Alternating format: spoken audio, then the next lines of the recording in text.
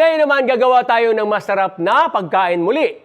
Siyempre naman, gagawa tayo ng E18 Prolifica Eggplant Salpicao with Lomo Cubes. Ito po ay attractive reddish purple fruit, hindi matubig yung bunga niya. Long shelf life, least prone to borer. Yung uod, ika nga, no? Siyempre naman, bago tayo magluto, ugaliin ko talaga na maghugas ng kamay. Ako kanina naghugas ako ng kamay. Every time na nagluluto ako, naghugas ako ng kamay para maging sanitize ang ating lulutuin at iwas tayo ng mga bakterya. Alright! Okay, gagawa tayo. Ito po, mayroon tayong eggplant. Okay? Okay? Ito. Itong eggplant natin. Hiwain natin ng cubes. Ika nga. Yan. Cubes ang gawin natin. Kasi gagawa tayo ng lomo. So, ano ka term ng lomo? Kaya ba, pag sinabing salpicao, natural na cubes talaga ang hiwa niya. Okay. Ayan po, ha? Hiwa na tayo. Cubes. Yan. Ito simple lang po para in addition na hindi lamang yung puro karne, kailangan natin ng eggplant. Ika nga, no? Yung ating prolifica na eggplant, yung E18. Kasi quality talaga siya eh. Nakita natin ang kulay niya, no? Purple na purple talaga. Okay. Ayan. So, nandiyan na yan. Set aside. Of course, meron akong sibuyas, garlic, celery, sili, yung ating hot chili peppers natin from SeedWorks also. And of course, yung mga garnish natin for our salpicao. Okay. Okay. Alright. So, of course, unang-una ang ating mantika, no? Gamit tayo ng cooking oil. Okay. Dami natin. Para maganda. Kasi salpicao, medyo oily ng konti. Masarap kasi. Then, of course, onion. Okay. Chop onion. Okay. Saute lang natin hanggat uminit. Yan. Alright.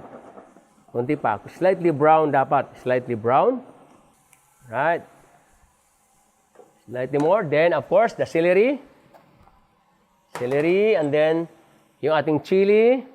Of course, SeedWorks pa rin. Yung ating hot peppers na ginagamit natin. At syempre naman, yung ating exotica na sili. Okay. Look at the color. Very colorful, no? Okay. Sute-sute lang natin ng konti. Nilagay na po natin ang ating lomo. Cubes na lomo.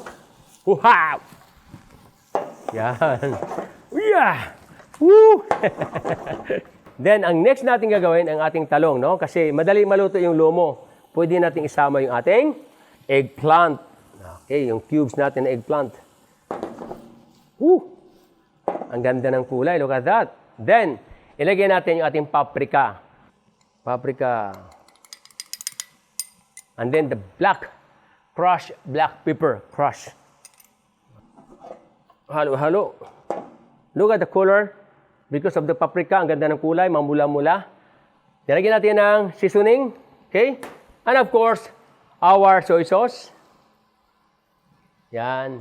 This one for the last. A little bit of salt. Yes. Kunti pa. Lahat na yan. Okay. Ngayon, tatakpan natin ang ating salpicao sa eggplant para madaling maluto. Okay? Yan naman, hindi kailangan well done kasi nga, it's pork tenderloin po siya. Lomo. Okay. Antayin na sandali. About 10 minutes. Okay. After 10 minutes, ito na po yun. Wow! My salpicao is ready. Perfect for appetizers, perfect for dinner, perfect for the whole family. Okay? Go. Plating time. Of course, lagyan natin ng ating garlic chips. This is nice. We will do the yum, yum, yum, yum, yum, yum. Okay. So, yum, yum, yum, yum, yum, yum. Ayan. Ito na po ating E18 Prolifica Eggplant Salpicao with Lomo Cubes. Attractive reddish purple fruit, hindi matubig ang bunga. Long shelf life, least prone to borer. Okay. So, magkita-kita tayo muli next week para sa masasarap o masustansyang pagkain na hahanda ko sa inyo. Dito lang yan sa Yum Yum ni Idol. I-follow niyo po ako sa aming YouTube channel, SeedWorks Info Center, para sa aking mga past episodes. See you next week, mga ka-Yum Yum!